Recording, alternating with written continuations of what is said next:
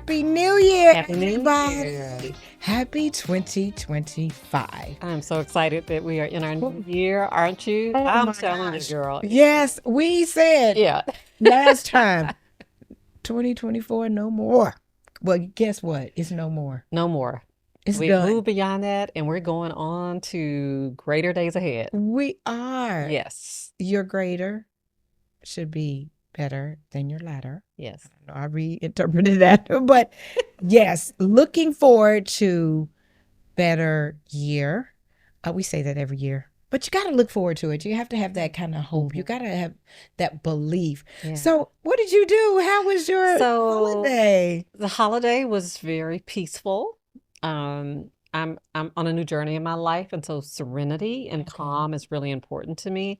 So it's always going to involve, being active in church, reading the word, enjoying family, spending time on my knees in prayer, seeking God for what the next year is, and resting. That's like really big for me this year, resting, learning how to put the mask on myself and fill me up first, and then I can take care of all the other things. So I think if I had to sum all that up, contemplation would be a Okay. good word. Okay. Okay. So she's going to be contemplating. So on the night of when you bought the New Year in, was that kind of what you were doing? Was Yeah. contemplating? Yeah, just kind of contemplating, like, God, I trust you that this is going to be a better year. And I believe by faith that it already is. Okay, And I'm going to okay. decree that I'm going to accomplish some great things this year. I don't have to do everything. So I free myself of that spirit of busyness and always feeling like I have to do everything. I'm just in a different place in a season. I want to be effective this year. Okay. Yeah. Okay. So that was kind of my New Year's thought.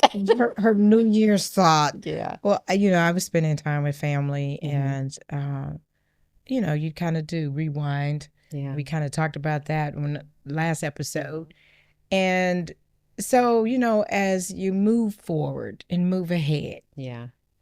we gonna help y'all plan for 2025 as we are planning too, because when we bring this new year in, I always say, what is this going to be filled with? Just from the standpoint of our world, of our nation, of everything. Yeah. This year, we're going to grow to 1,000 subscribers, which we need to Yes. get there. I need Yeah, you to hit we need that your help. subscribe button. Okay, you can do Please this. subscribe. Would you share this? Yeah. Watch, because our wonderful sponsors. We have Alternative Wealth Partners with Kelly Wingate. We have Mega Women International with Dr. Marina McLean. And we have Texas Metro with Cheryl Smith. They have said, you know what, this program is amazing and we want to support these women. So we want you guys supporting us. Join our Vibrant Womanhood Facebook group. I'll tell you, we got a lot of stuff going on in there. We have some wonderful stuff planned for 2025. And resources available to you that others don't have access to. Yes. Part of the group. Yes. So, and go to our website. Yeah. Vibrant Womanhood. Everything is Vibrant Womanhood, people. You cannot miss this. Vibrant Womanhood. Yes. We have resources. We both have books. We have courses. We are doing webinars. We're doing everything that we can to help you. Yeah. And so we want to take you on a journey this year to become the best version of yourself. Yes. That God had intended for you to be. Yeah. So as we go through this episode, it's going to be fun, because as we talk about some ways to start to make yourself a better version of yourself. Yeah. I know there's so much left in there at whatever age you may find yourself. Even if you're in our age bracket, the 60 and over, look, I don't want anybody out there saying they can't change. Look, it is This not is too just late. who I am. You got to accept me. No, no, and no. You can change. So we're going to help you get there. Yeah. So we'll first just talk about what our goals are. She kind of already mentioned contemplation, but what are some real So one of the ways that I establishments? always approach the new year, I'm a little quiet in January. It's also Okay. my birthday month. Okay. So instead of just jumping into like the new year, like, oh my God, I got to do all these things, I kind of take from November to kind of wind down, and in January to kind of sit the things that God has kind of spoken to me Okay. to see what I really can commit to. Proverbs 16:3 says, "Commit your works to the Lord, and your plans will be established." But what that means to me is that I've got to be all in with what it is that I say that I want to happen, and I want to commit to God to get done. And I'm a big planner, big dreamer, got great, huge imagination. So a lot of times January gives me an opportunity to sit over the plan that I have written, write the vision and make it plain so that those that read it can run with it. I think we have to go back and refine it. So for me, January is usually the refinement time where I can say, okay, I can do this, I can't do this. Oh, I was overzealous. Oh no, I am not doing that. But I also will already have things on my calendar that I've committed to, because you need to plan. Yeah. I know we've been challenging our viewers and talking about, that you can't worry about tomorrow, depending on where you are in life. But at the end of the day, you still have to write out the things that you really believe that God wants you to do and that you're dreaming and visioning about, right? Yeah. And then don't be afraid to go and scratch it off. So that's kind of what I do in January. Like all these things calendarize. I'm like, oh, I can't do that. Oh, no, no, no. I got too many other things coming up. And, or this doesn't make sense now that I really am praying about it and thinking about it, because I want to be committed to the Lord and be a person of my word in terms of what I say I want to do. So that's kind of how I approach it. So that contemplation for this year and this season of my life is really important, because last year, challenging year, Mm-hmm. I made some assessments, I made some changes, and I don't want to fall back into some of that with the busyness and feeling as though I have to. So yeah. Oh, okay. Okay. So, I do a lot of my planning at the end of the year Mhm. because in my business, and I have two of them, as you guys know, Gladney Enterprises and 24 Karat Speakers Agency. We have to plan out the goals quarterly. Mhm. We got to plan out the team goals, so many things that you have to get your numbers together. Mhm. You got to get the financial Mhm. pieces, Yeah. the things that you are hoping to scale and grow Mhm. over the year. So doing that at the end of the year Yeah. is always something, and then just take it, quarterly, but you still have to have the yearly goals. Mhm. So a lot goes into that just because I feel like my businesses are who I am, but I also have personal goals and things. And every year I adopt a word. So every year I have a word that I try to live by, and it becomes my word. My word this year is powerful because everything that I do, I want it to be powerful. I want to feel powerful. I want to be powerful. Mhm. I want what I say, what I do, my actions, everything to have that power. When we think of the word power, and this has been just my word overall life. Because I have so many things that, I had a group called I Empower. That word itself makes me feel a certain way. Um, I've had the words intentional, other things, gratitude, that you adopt for that year. But I really need this year to be powerful, and I need to feel that. And so everything that I do within this year is going to be planned kind of with that in mind. So I would encourage you, because it really just kind of propels you throughout the year to adopt a word that you want to live by, that word, whatever that word is. And everybody always has different words for different reasons, and I love it. The church that I attend, I attend Social Dallas. They always adopt a scripture for the year, and Or mantra. every Sunday that scripture is read. And so that's always, exciting. So it does bear to mention that when you have a word, it can help to guide you, whatever that is. Yeah. And so with that, I've gotten all of these plans, quarterly plans, that we have to do, and we have to look at what the goals, the money goals we plan to achieve by the end of the first quarter, second That's quarter, important. third quarter. So I kind of have to, it's like my business stuff first, and then me, continuing the I do exercise and everything. I play tennis. I hurt my arm, so I hadn't been able to play for a while. Are you rehabbing? But I'm rehab. I've been rehabbing, and so trying to get Yeah. back into that. So the goals that are set, they used to call them resolutions, and now everybody's thrown that word out. But the intentionality of the goals. Yeah. And so helping you guys to really set some realistic things and what that looks like and how to reassess, how to recalibrate, how to do all of that when at the end of the 30 days. And I do believe they need to be in bite sizes. So you do this recalibration. They say by January 15th, all your goals and resolutions are gone anyway. And that's why I've learned to pull back for January, because I would so aggressively in the past years, like, I got to do this personally, I got to do this for my family, I got to do this for the business, I got to do this for the ministry, and I would just be burnt out by the mid-month. And so when I take the end of the year like you do, and I establish and write out the vision, write the plan, if you're a business owner, you got to know your numbers, you got to have your financials in order. But the personal things are really, really important. And then when you've got it written and you can just sit on it for a moment and just kind of refine it or retool it as required, fast and pray. I also do that during that month. And so yeah, those things are really important, because you want to be able to set a pace, right? Yes. Like, believe it or not, I like race car driving. And so, but I like the pace car. The pace car that goes out front is always very vivid.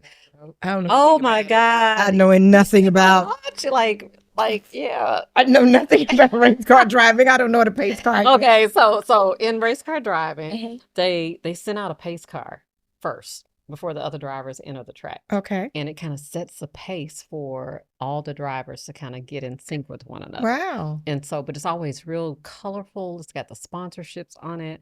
And I don't know, it's just intriguing to me that pace car gets out there and they start off slow and then they pick up the pace and the other cars come on. It's just really exciting. But I think we can learn to live our life that way, where we set a pace and we say, okay, this is the pace that I'm going to keep, and I'm not going to try to, outpace anybody else. What God has for me is my race. The race is not given to the swift. Okay, that means not all of us are called to run a 100-yard dash, right? But many of us are marathon runners and don't even realize it. So that car just sets a pace. And so I challenge people every year: set your own pace. Get your pace car out. You determine what it's going to look like. You get it going. You get it set. And like you say, in those smaller increments of, 30 days, 60 days, 90 days, it's so much easier to achieve those SMART goals. Yes, right? It is. SMART is a specific goal setting that you can learn to do. And because so many people are just so visionary and they put it out there and they're just like, no, well, I didn't hit that. Well, what was your intent behind that? Was it specific? Was it measurable? Was it attainable? Was it realistic? Was it timely? Oh, I didn't think about putting a time on there. Well, you got to put a time on these things. And so yeah, you're right. The tools that we can actually, help people with, really establish that strong foundation for them achieving things. Now, I don't know about you, but every now and then I put something that's probably grander than probably what I am able to give throughout the year. So we talked about learning how to measure yourself or assess yourself. It's really important that you do that throughout the year, because if you're out there keeping a pace with everybody else, don't let social media trip you up. Sometimes there are a lot of systems and operations behind what other people are doing. I want to share this. We've been talking about being authentic. One of the things for me in this season of my life is I've really returned almost to a solopreneur, a single business owner, versus having a whole team with me. And I've had to make the adjustments. And I didn't get it at first. I was still operating like I was, at this certain level. And so that's been a big adjustment for me moving into 2025, operating as a solopreneur and then rebuilding new relationships and collaborations like what we have and building up on that. So that way we can kind of scale everything. But yeah, that's been probably the most challenging for me, but I'm excited about it. And then with my nonprofit, I have some new projects that are happening. Okay. And so learning from a different perspective, I was in a meeting with some business owners the other day, and they were like, okay, stop saying that nonprofit one more time, because in order to do what you're going to have to do, we know you're a nonprofit, but you gotta get out there and make the profit for your nonprofit, Right. so that Okay. you have the sustainability for what it is that you're doing, because what you're doing is really, really great. So what we're doing is we're opening a transitional I living was home. going to say what you doing. Yeah, I know. Everybody, what you're doing is That's the like, part. What I'm doing is I'm opening a transitional home for kids aging out of foster care who have been accepted into college and vocational school. wow, So it's that's an great. extension of the foster care services. So we still get support from the state, but we'll provide the housing and the living environment for them. Hmm. And so we've been working with the colleges and the junior colleges and vocational schools in the area. So I just had to reshift my mindset, but I'm so passionate about it and so exciting. And the community has really stepped up and shown interest. And so the reason I was having this conversation is because I was like, I have to learn how to get back into that fundraising mode. And so I wasn't doing it from a perspective of thinking big. Okay. And Okay. so the business owners, the people in marketing and PR were saying, okay, this is good, but you got to think bigger. And so yeah. Hmm. Yeah. So for me, that was an aha moment, because I've moved a little bit differently over the last numbers of years, but I'm excited about moving into this new space. So it's going to be incredible. And we appreciate you following us and supporting. It's going to be amazing. And the goal is to open multiple homes. Oh, Yeah. wonderful. Yeah, we're gonna teach them how to Wonderful. adult. Come on, look, raising them up for grace, There you greatness. go. Yeah, There you go. yeah, raising greatness. Yeah, Yeah, what are you guys' goals? We would love for you to comment, really tell us in the Vibrant Womanhood, please, yeah, please what are comment. your goals, Yeah. and we'll ask everybody what their power word is and all of that. But why don't we establish some steps to help people Mm-hmm. to really achieve what it is that they're Mm-hmm. trying to get Okay. to Gotcha. this year. Yeah. So the number one thing that I would say is, if you haven't done that assessment, ask yourself the 3 questions. Where are you Mm-hmm. now in 2025, going into the year? We kind of talked about this in the last episode, but if you haven't done it, I'm going to encourage you to do it. And if you haven't watched that episode, the 3 questions are, where am I? Mm-hmm. And you're going to look at your relationships, your finances, your health, your spirituality, your mindset, and your career. You're going to look at those 6 areas of your life. And you can put down 1 to 10, if you want to grade it like that. Mm-hmm. I have my clients to do from 1 to 10 because I do something with the numbers. But you could, but you also need to say, where are you? Mm-hmm. So if your finances need, there are 2, then, okay, put that down.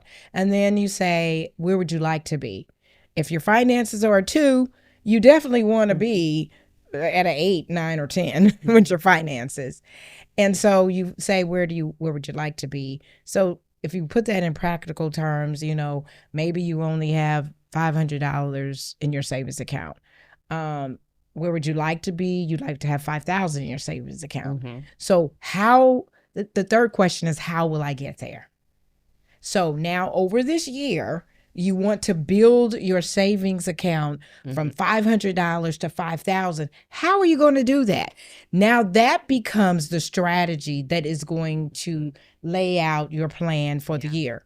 Again, I just advise you to do it in quarters, even if you're not in a business or whatever. It just helps because it's more reachable. But that's how businesses do. Colleges, they do semesters. When you see you can narrow things down, it makes you achieve stuff faster. So then you do that quarterly. What does that look like? How much money are you going to need to save every single quarter? You're going to need to save about $1,200, $1,500 each quarter. in order to reach your goal at the end of the year. So that's easier than Mhm. 5,000. Yeah. So that's where you start. That's my first thing to say. So Yeah. now what would you tell them? So I love everything you said. I'm like, that would be so what I would do, right? Yes, Yeah. yes. So we know these principles work. But if you don't have the insight or the knowledge, the Bible says, my people are destroyed for lack of knowledge. Don't allow yourself to be so overwhelmed with these goals that you want to set that you don't seek guidance, you don't seek wisdom, that you don't seek trusted advisors in your life. Because we want all of us to reach a certain level of success, and it's going to Mhm. come with proper execution of the principles that you learn. Now you can almost Google anything, but Yeah. there's some amazing books out there.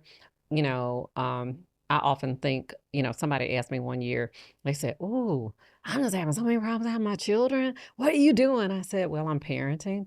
And they were like, "Well, what does that look like?" And I know you've got a book on parenting, right? Yeah. And I read your book. I did, yeah. Wow. Yeah, I read your book, I think, Years ago. years ago when I If I first have met to you. tell you one more time, 6 keys to motivating your kids. Yeah, yeah. And so these tools are available, Yes. to aid you and to assist you in making certain that you can develop that proper foundation. So between books like yours, which you should get if it's available. Yeah, I do Okay. have some copies. Okay, see, there we go.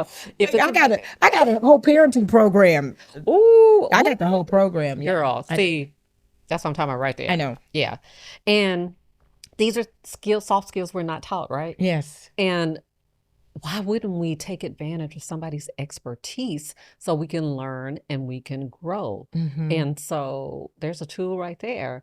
But what I did is I looked into the Word of God for me, read books because I'm a reader, and train up your child in the way they should go. I looked at the practical principles of what I needed to do. And yes, I was an invasive helicopter mom. I had expectation of my children.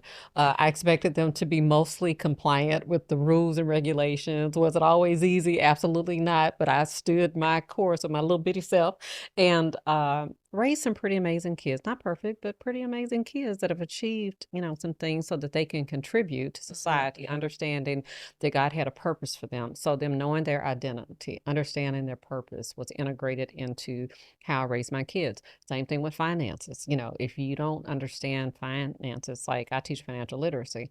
And so, and I started teaching it in the church because I recognize that people really had never been given those principles or entrepreneurship. We think that we know how to start a business. I've owned a daycare, I've owned franchise restaurant prior and other businesses. And when you go into specifically the franchise business, they sit you down so that you can learn their way of doing things.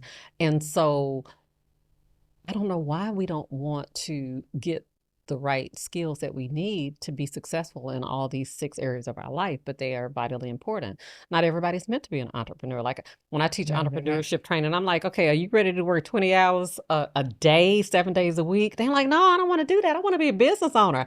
I said, "Well, unless you got a major product or you sell something or you get a great contract or something, most of the time you're going to start off the first 3 years, your break even years, and you're going to have to put into it. And if nobody else shows up, guess what? You got to show up." And they're like, "Well, I don't want to do that. I'm going to stay in corporate America." I'm like, that's a great fit because it's okay for you to help to build others as well. So you just have to really evaluate where you are. But yeah, I just know that moving forward in this year, that if we will learn, if we will then apply what we've learned, and if we will be open to having to recalibrate and readjust as needed when things do not go the way that they need to go, then I think we'll find ourselves in a much better place. And some of this has come with, you read about stuff, but some of it just comes with wisdom, Yeah. like it's okay to say, like, "Oh, I messed that up." Like, okay, I'm taking responsibility for that not going well. What do I need to do differently? As long as you learn from it, I think that's the key. So there was 5 tips. Oh, Yeah, y'all know she do me this all the time. Like, Ask her, give us one tip. But she didn't say 5. I'm trying to keep up Look, with him. I'm she called me out on that all the time. trying to Look, keep I'm up with sorry.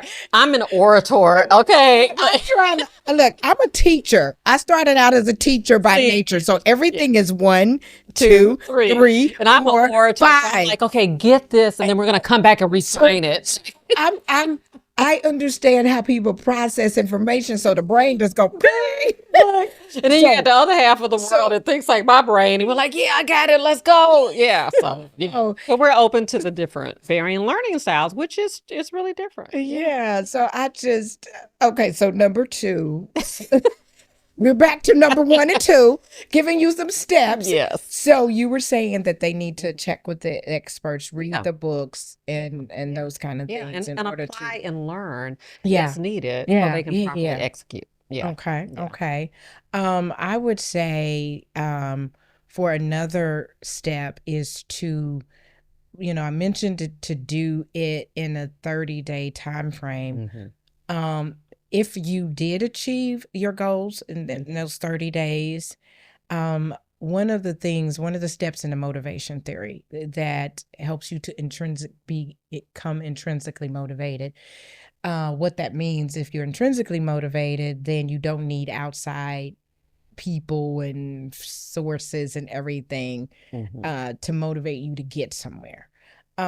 So intrinsically motivated, though a part of the motivation theory, Hmm. I always tell people if you did reach your goals in the 30 days, you need to reward yourself some kind of way. Doesn't mean that it has to cost you money. Hmm. It doesn't a lot of money. It doesn't mean any of that. It means something that you can reward yourself. And I have one of the activities that I have my clients do. Hmm. Um, they talk about the ways that you reward yourself. And so it may mean that you want to go to the spa, or it Hmm. may mean that you are going to go in a shopping spree, Hmm. but not if your goal was to save more Out of money. your Then that wouldn't be budget. it. Not out of your But budget. that's not everybody's Yeah. goal. Yeah. And so Yeah. if you have that, or it may mean that you go and visit a friend, that you Mhm. have Take whatever, yourself to dinner. Oh whatever my the gosh. reward Yeah. is, I would suggest that you reward yourself. Mhm. If because that's just gonna help to motivate you. If you did not achieve your goal, then again, it's assessment time. Mhm. You're gonna have to say, okay, so what happened? Is this a realistic goal? Do I Mhm. still want this goal? Do I still need to achieve it? Because in a 30-day time span, so Yeah. much stuff A happens. lot happens. Yeah. Life Yeah. happens. So maybe it's not a goal.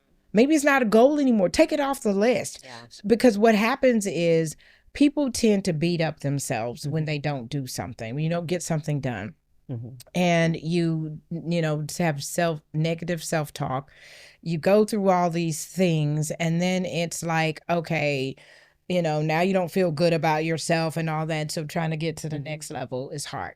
So if you just didn't achieve it, just reassess it. It might be good, it might not be. You could Mhm. throw it out and then move on to the Yeah. next. Yeah. So that's what I would say. Yeah. What is your next 5? Y'all know I'm gonna give y'all 5. So I believe that you have to really integrate certain disciplines in your life in order to achieve the things that you say you desire.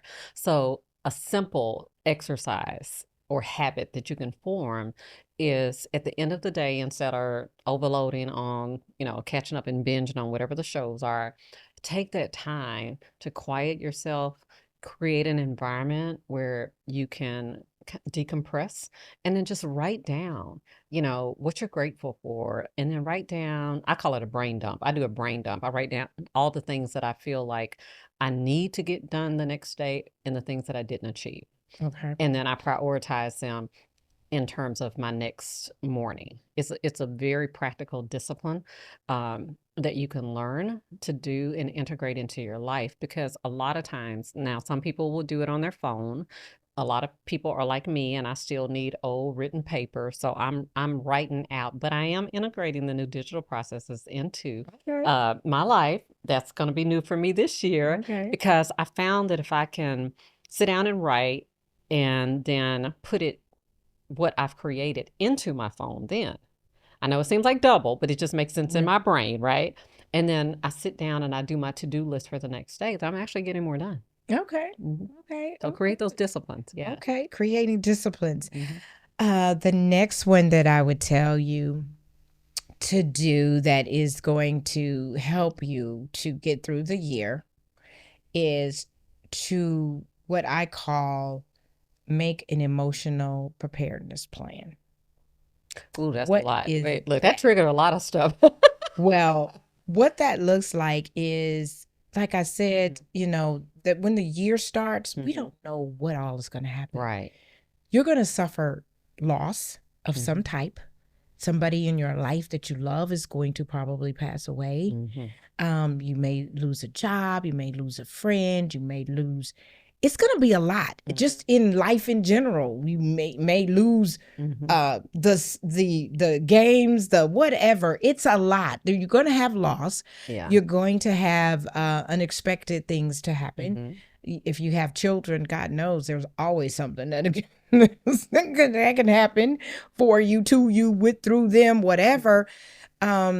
It's just what happens as to why people go through a lot mentally and emotionally is because life throws you a curveball that you didn't expect. Yeah. So I have people to write what is called the emotional preparedness plan. What does that look like, Dr. G? Okay, I'll tell you since you asked. What that looks like is to write down scenarios in your life that could possibly happen this year. So if you're working for a company, it's a possibility you could get laid off because you never know. Companies are going through, we don't know what this nation is going to look like under new leadership. We New don't management. know what that leadership is going to bring. So it would behoove, I'm using the old terminology, it would behoove each person to actually write down, what would I do if I lost my job? This emotional preparedness plan helps you because if when you're riding the airplane, when you're in some new buildings and places, they'll say, well, let's go over the emergency plan. In case of an emergency, this is what you need to do. The reason they do that when you're not in an emergency is that your brain can actually hear what's going on, and it goes through the logical process. Your brain is divided, it's logical or it's emotional. So your limbic portion of your brain is where all your emotions are.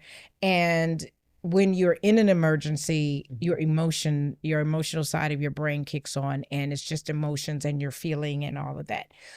Logically, if you already know the steps to do in an emergency situation, your brain can click into logic, and it could say, I'm supposed to do this, do this, do this, do this. And the emotions step aside.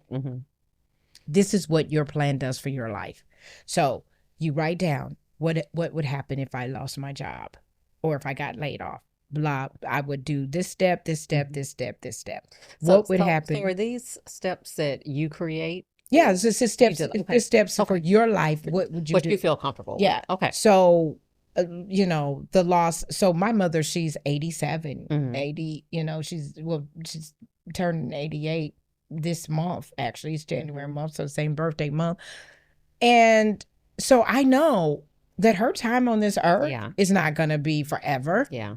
So of course, in the event that we lose our mother, you have steps, in the event that she Most has. people don't, can I add from a pastoral standpoint? Most people don't know what that plan is going to be. So that's really good. They don't. Yeah. And even just her, I consider it. if I get another call, I've had to jump in my car and run to see her and run to take care of. What does that look like? So now you already have a plan. So you're not in this emotional, oh my God, what am I going to do, state, but you can logically think, what should happen if, there's an accident or one of your children. I know you may think this sounds morbid, and you may think the scenarios of writing down something, because for whatever reason you putting it down and may manifest it. That's not true. Well, it's life and People, estate planning, and it's one of the things sometimes culturally that we yeah, don't consider, but you actually are showing your loved ones that you really do care more when you yeah, have those plans in place. Because yeah, I know I see one side of it all the time, yes, being a pastor where people have not properly planned or they've not left instructions. So that's really good that, and I think we all need to be challenged to really push to do more of that. yeah. Yeah. And it's not just for the negative, Hmm.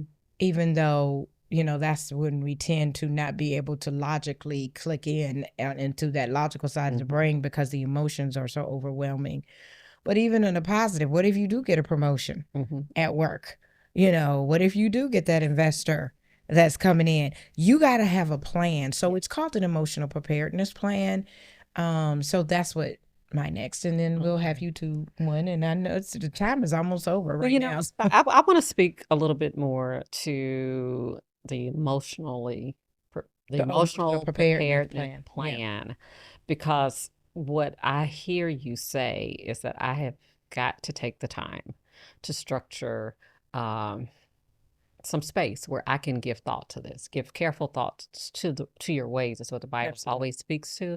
And that's something I don't think that we do enough. Give careful thought to your ways, because we think that life is just going to go on forever and that people are just going to live forever and that our jobs are going to last forever. We need to start thinking this through. I had a mentor that mentored me in corporate America and successfully retired. And then they asked her to come back, and then the company folded. And so when the company folded, of course, all of our, investments that we had saved up for our future went with it, right? Mhm. And so I had already moved my finances. However, a lot of people didn't. It was devastating. And so you had this whole new group of individuals that came out of retirement that went back into work immediately. And you're right, we don't think about things like that because we trust man and we trust systems and we trust that they're always going to work. So I would just say maybe we could all agree to take maybe 30 minutes a week and agree to give careful thought to our ways or our life in some format. Just sitting down, and I like to call it a sacred space. A space where you can just think, hear, meditate, get away from everybody else. Just 30 minutes a week will help you to write that Yeah. type of plan Yeah. out That's so you good. can be present and centered and focused, because we need to do that so that we don't do a disservice. Yes. Yeah. This is good. Listen, we are setting you up Yeah. to hopefully have the best year ever. Hmm. We're really honored to be a part of your lives and to be able to speak into your lives, and that you take the time to listen. We're really trying to help you get to, like I said, the better version. Please, We're please passionate. take this. Yes, Yeah. take what we're saying and our experience and our knowledge and our expertise and apply it into your life. We are dedicated. We are fulfilling our purpose to God. So this is serious for us. Yeah. It's a mission. Yeah. We're It on a really is. mission Yeah. we're on a mission to save as many people as we can. Really, we And are. mind, body, and spirit. Hmm. Really. Yeah. I mean, so And thank you for saying that, because, at the end of the day, I was just sitting here thinking, like, there's so many, sometimes we don't move into the better version of ourselves because we've not encountered the right person that's a resource.